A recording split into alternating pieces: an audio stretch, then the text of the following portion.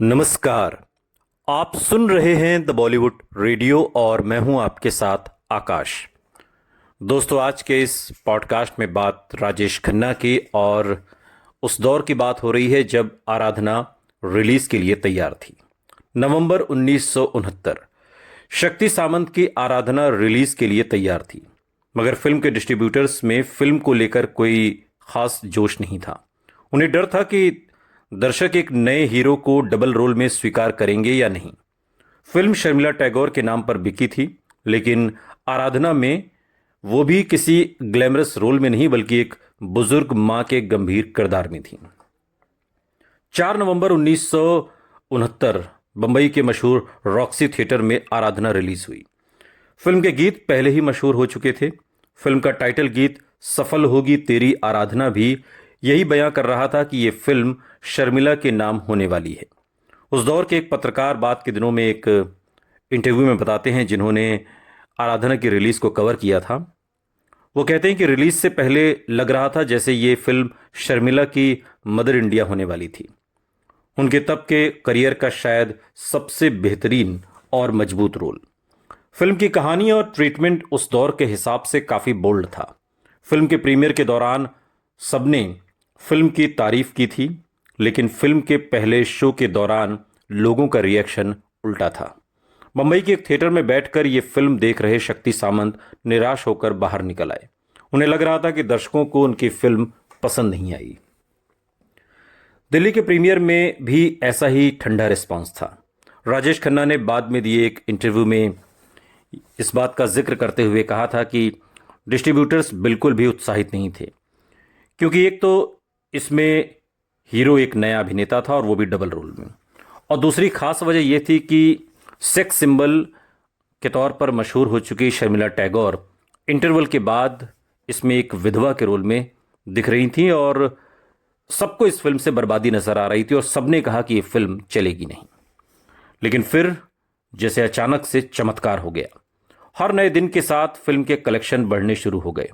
दर्शकों को फिल्म पसंद आ रही थी और वो दूसरों से इसकी तारीफ कर रहे थे।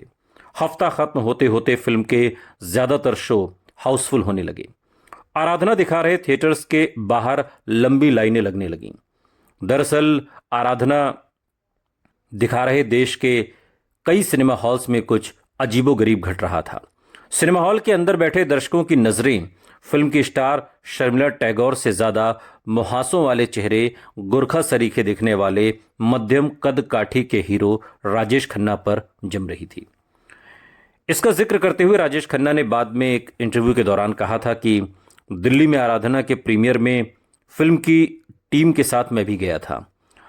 प्रीमियर से पहले किसी ने मेरी हाय या नमस्ते तक का जवाब नहीं दिया, लेकिन फिल्म खत्म होने के बाद हर कोई राजेश खन्ना को ढूंढ रहे थे। कहाँ है वो लड़का? हर कोई बस यही पूछ रहा था और ये सोचकर मैं आज भी हंस पड़ता हूं। बाद के दिनों में एक इंटरव्यू में राजेश खन्ना कहते हैं, इसकी वजह शायद ये थी कि दर्शकों को राजेश खन्ना में एक अलग आकर्षण नजर आया था, जो उन्होंने शायद पहले कभी महसूस नहीं किया था। अजीब बात थी कि आराधना के जिस सीन में भी राजेश नहीं थे, न जाने क्यों थिएटर में बैठे दर्शकों को उनकी कमी खल रही थी। फिर जैसे ही वो पर्दे पर वापस नजर आते, ऐसा लगता जैसे न जाने कब से सिर्फ उनका ही इंतजार हो रहा था। ये जादुई एहसास था जिसे दर्शक उस समय पूरी तरह से समझ नहीं पा रहे थे, और राजेश खन्ना अचानक से दिलकश लगने लगे थे। मोहब्बत से लबरेज उनकी नजरें, सिर हिलाने का खास अंदाज, शर्मीली सी मुस्कान, पलके झपकाने की वो करिश्माई अदा और ईमानदारी से लगने वाली आवाज, संवरे हुए बाल, पायलट की यूनिफॉर्म, सब कुछ बिल्कुल स्टाइल लग रहा था। वो पर्दे से निकलकर जैसे सीधे सबके दिलों में उतर गए। फिल्म देखते हुए किसी को अंदाजा भी नहीं हुआ कि वो राजेश खन्ना के नाम के सम्मोहन का शिकार हो रहे हैं। फिल्म देखने आए दर्शकों के दिलो दिमाग पर वो किसी खूबसूरत नशे की तरह छा गए। और इस असर के बारे में बात करते हुए द हिंदू अखबार के पत्रकार राकेश राव ने बाद में लिखा, छोटी छोटी डोज में उन्होंने अपने अंदर दिलीप कुमार की इंटेंसिटी, देवानंद की रोमानियत और राज कपूर की संवेदनशीलता को मिला दिया था। अगर हिंदी फिल्म इंडस्ट्री में दिलीप कुमार, देवानंद, शम्मी कपूर और दूसरे कई स्टार्स अपने अंदाज के लिए मशहूर थे तो राजेश खन्ना अपनी अदा के लिए जाने गए। ये उनकी अदा ही थी जिसका दीवाना उस दौर में पूरा हिंदुस्तान हो गया था और इस करिश्मे की शुरुआत आराधना से हुई थी। उस दौर को न समझने वाले लोगों को शायद लगे कि ये सब इतनी जल्दबाजी में कैसे हो सकता है, लेकिन लोगों का रिएक्शन वाकई इतना आकस्मिक और अनपेक्षित था कि फिल्म के निर्देशक शक्ति सामंत, पूरी फिल्म इंडस्ट्री और मीडिया भी हैरान रह गई। खुद राजेश खन्ना के मुताबिक आराधना पूरी तरह से शर्मिला टैगोर की फिल्म थी। यह शायद किस्मत ही थी कि वो मेरा लॉन्चिंग पैड बन गई। फिल्म की कामयाबी से जुड़े किस्सों का जिक्र आपने पहले भी सुना होगा और पढ़ा भी होगा हमारे पॉडकास्ट में भी, लेकिन उन दिनों को याद करते हुए वरिष्ठ फिल्म पत्रकार और बॉलीवुड न्यूज सर्विस के एडिटर बाद के दिनों में दिनेश रहेजा वो बताते हैं कि ये तो वो वक्त था राजेश खन्ना नाम के पैन कल्चरल घटना फिल्म इंडस्ट्री के सिर चढ़कर बोल रही थी और ऐसा लगता कि हर सड़क उन सिनेमाघरों में जाकर खत्म होती है जहां राजेश खन्ना की फिल्में दिखाई जा रही हैं। मुझे याद है कि मेरे बड़े भाई अपनी गर्लफ्रेंड, जो बाद में उनकी पत्नी बनी, उनको रिझाने के लिए अपनी 8वीं मंजिल की बालकनी पर जोर जोर से उस दौर का एंथम मेरे सपनों की रानी कब आएगी तू बजाया करते थे ताकि वो सामने वाली बिल्डिंग की दूसरी मंजिल पर खड़ी होकर उसे सुन सकें।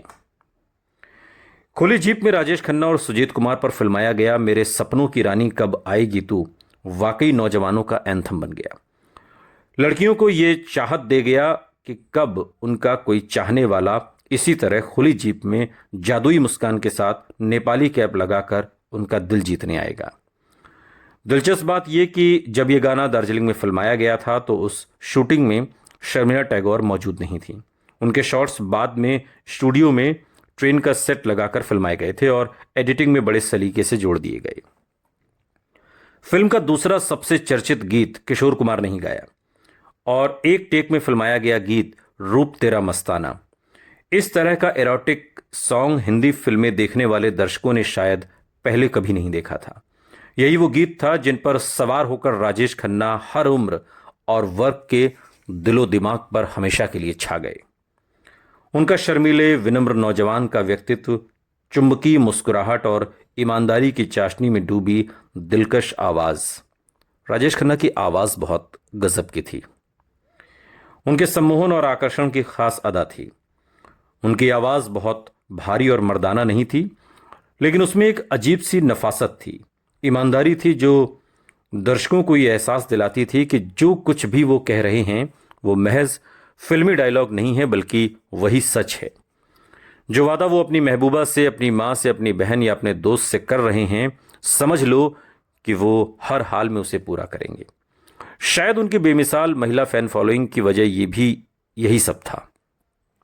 कहीं ना कहीं हर महिला उनमें अपना प्रेमी, बेटा, भाई ढूंढती थी। उनकी फैन फॉलोइंग उम्र के सारे दायरे को पार कर गई। स्कूल में पढ़ने वाली लड़कियों से लेकर नवयुवतियों तक और मां से लेकर दादी की उम्र तक की महिलाएं राजेश खन्ना की मुरीद हो गई। और ऐसा नहीं था कि लड़के उनके फैंस नहीं थे, लेकिन उनके जादू को फैलाने में उनकी महिला फैंस की दीवानगी का सबसे अहम योगदान था। राजेश खन्ना के अभिनय में दर्शकों को नए जमाने के बागी तेवरों के साथ साथ परंपरा की गहराई भी नजर आई थी। ये वो कॉम्बिनेशन था जिसका न जाने उन्हें कब से इंतजार था। 70 के दशक में फिल्म इंडस्ट्री को करीब से देख चुकी लेखिका शोभा डे बाद के दिनों में एक इंटरव्यू में कहती हैं कि राजेश खन्ना उस आइडिया का नाम था जिसका वक्त आ गया था।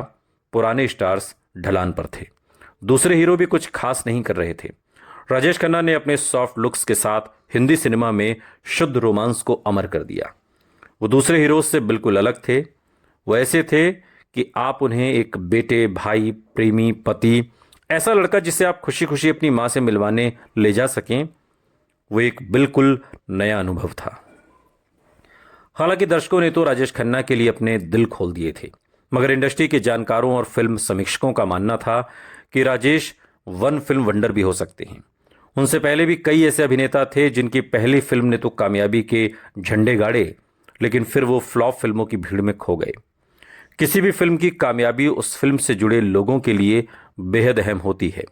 ये दुनिया का सबसे असरदार नशा होता है। आराधना की कामयाबी ने मुझे एक बेहद अहम बात सिखाई। इसने मुझे सिखाया कि जनता किसी भी स्टार की सफलता के लिए कितनी ज़रूरी है। ये उनकी तारीफ, उनका प्यार, आपके लिए उनकी दीवानगी ही है जो एक स्ट्रगलिंग एक्टर को सुपरस्टार बना देती है। बाद के दिनों में राजेश खन्ना फिल्म आराधना और अपने सुपरस्टारडम को याद करते हुए एक इंटरव्यू में याद करते हैं। सुनते रहिए द बॉलीवुड रेडियो, सुनता है सारा इंडिया।